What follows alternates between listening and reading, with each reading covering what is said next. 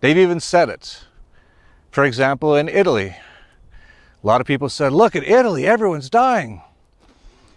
The news says it's a war zone. There's photos of nurses crying at their desk. It's now came out. It was on Bloomberg. It was on numerous mainstream things because they can't hide it for very long. That between 88 and 99% of people they said died because of COVID in Italy didn't. It wasn't even close. It was like people in car accidents, people who had heart attacks. They put them all down as COVID. And the reasoning was, well, if one person in the hospital had COVID, they assumed everyone had it, and that's why they're dying. And it's the same thing going on over and over. Even mainstream Dr.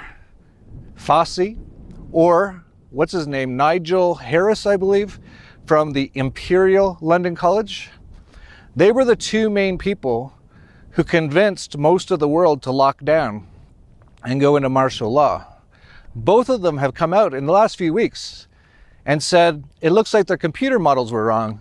It's not going to be millions or tens of millions or hundreds of millions dead. It's going to be about the same amount every year from things like the flu. They both said it in their papers. I'll try to find both of them and put them on screen here.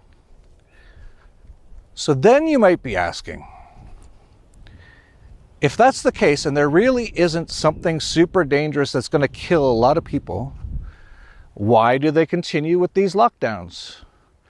Why do they continue saying no one can leave their house? 3 billion people in the world, which is making the economy completely implode and will be worse, way worse than anything from the Great Depression already. And if this continues for even weeks or months, you won't believe how bad. There's going to be food shortages from supply chain breakdowns.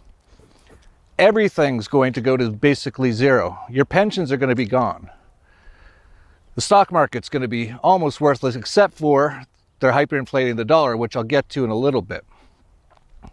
So you might be asking, why would they be doing this? Well, Dan Dix of Press for Truth just put out a great video. Well, I have a feeling that they'll use the age-old tactic of, order out of chaos or problem, reaction, solution. It could be a health pandemic. It could be an economic crash. They need something to get Canadians into this fear state. And he basically, just like Larkin, predicted this was going to all happen because it's very obvious. They do it every 10 or 20 years. Whether it's World War I, World War II, Vietnam, the Ebola, SARS, swine flu, bird flu, AIDS. AIDS, they said, was going to kill a third of the world's population within 3 years, back in the 80s, by the way. Oprah Winfrey said that.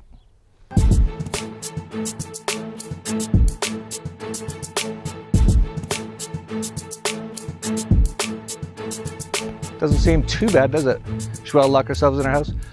So he's saying, why are they doing this? Well, Dan Dix did this great video. I'll play pretty much the whole thing because it's really good. And he kind of says what he thought they were going to do next. So I'll play that now. Well, I have a feeling that they'll use the age-old tactic of, order out of chaos or problem, reaction, solution. It could be a health pandemic. It could be an economic crash. They need something to get Canadians into this fear state. The best possible outcome is no easy path for any of us.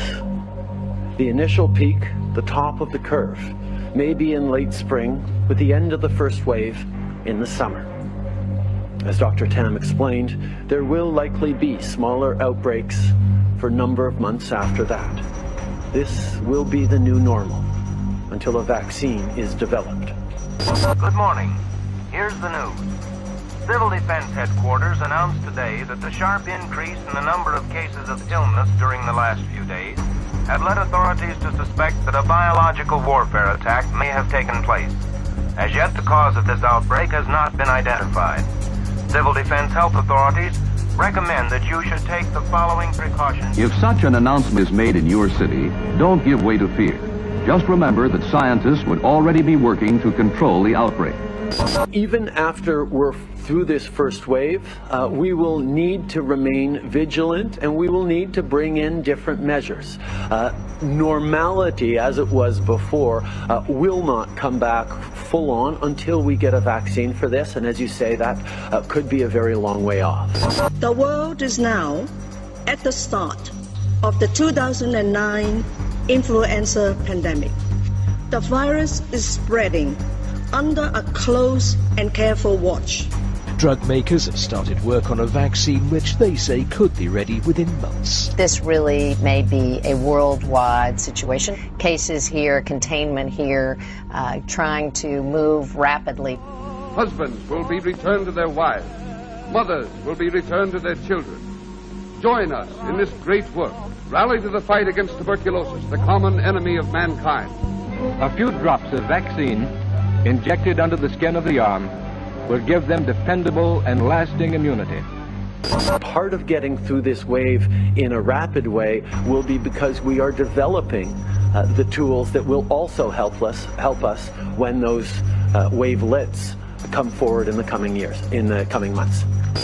It makes me think back to 1976, the first year I served in the Congress. We had a vote on the swine flu. Back then, there was a panic, and they said it was going to sweep the nation, and they rapidly came up with some flu shots, and the government was going to inoculate everybody and save the world from this disaster. I'm the healthiest 55-year-old you ever seen. Hey, I play golf every weekend. Get a shot of protection, the swine flu shot. The flu came, and the flu went, and one person died, except for those individuals who died from getting the flu vaccine. And over 25 people died just from getting the vaccine, and many got ill from it, until finally they had to suspend the whole program. This will be the new normal until a vaccine is developed. We had about 13,000 cases of tuberculosis. Now that's a serious disease. And also, the last time they recorded the number of deaths in this country was in 2006, and there were 644 deaths from tuberculosis. Laura, some students here in Prince George's County schools have missed up to a month and a half of school because they have not gotten their vaccinations for chicken pox and hepatitis B. Now the school system says it's time to get tough and take those parents to court. We need those students immunized. We need them in schools. We need them safe. This Saturday, more than 1,600 students and their parents have been ordered to appear in circuit court for the children to be immunized. Health workers will be on hand to give the shots immediately. We can do this the easy way, or we can do this the hard way. This will be the new normal until a vaccine is developed. This strain of swine influenza that's been cultured in the laboratory is something that's not been seen anywhere actually in the United States and the world. So this is actually a new strain of influenza that's been identified. If there are going to be multiple waves of this, if we aren't going to be able to sort of get out of this until we find a vaccine, which we're told is 12 to 18 months away at best, do you envision that we're going to have multiple waves of shutdowns, lockdowns, closures of the economy? And how can we handle those kinds of constant shutdowns? I think even after we're through this first wave, we will need to remain vigilant, and we will need to bring in different measures. Normality, as it was before, will not come back full on until we get a vaccine for this, and as you say, that could be a very long way off. So all I'm asking people to do is step back and think for a minute rather than rushing and panicking and taking advantage of opportunities like this. This is what happens, whether they're economic problems or medical problems.